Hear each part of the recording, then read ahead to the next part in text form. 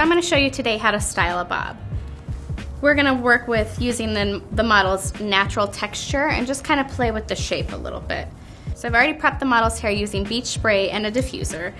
What you could do then is you could use this as kind of your texture to build upon. So you could always add more curls with a curling iron. You could define certain parts. Just define this piece by her face. If you have straight hair that's really fine, I would suggest prepping it in the same way. Just try it. See if you can get a little bit of wave. See how much you can actually manipulate your hair. When I'm curling with a curling iron, I like to start at the root and curl down to the tip. The root needs the most heat to it because it's the newest, freshest hair.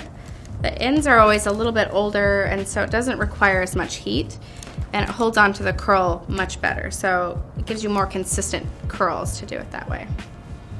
So very simply, I've just kind of refined everything around her face.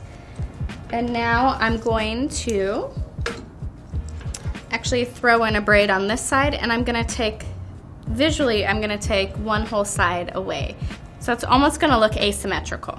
And I'm gonna start braiding the hair, brush it through a little bit first.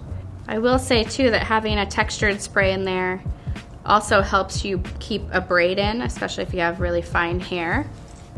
So I'm just gonna section it off into 3 sections, and I'm gonna do a French braid, but what I'm gonna do is I'm only taking sections of hair from the bottom. So I'm taking this hair that's by her face, and I'm not adding in any more hair here.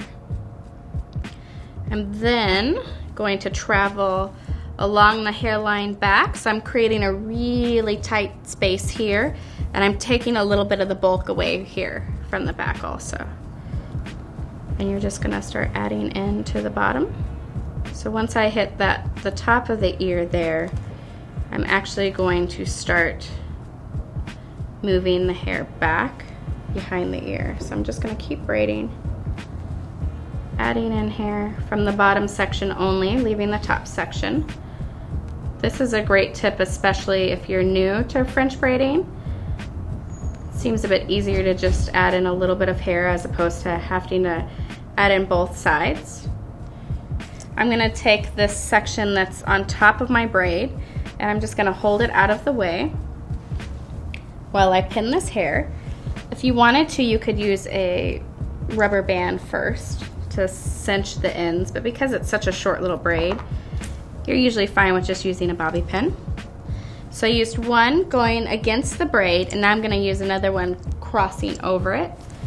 And I know that this little section of hair that I've created here is going to cover everything, so I don't have to worry about it being too beautiful there.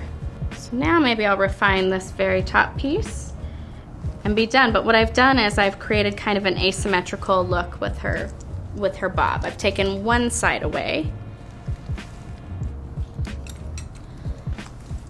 This style is especially cute if you have a side bang, because it makes it more of a show, makes it a little bit fancier looking. You're really accentuating the asymmetricalness that a side bang gives you. And that's just one way to style a bob.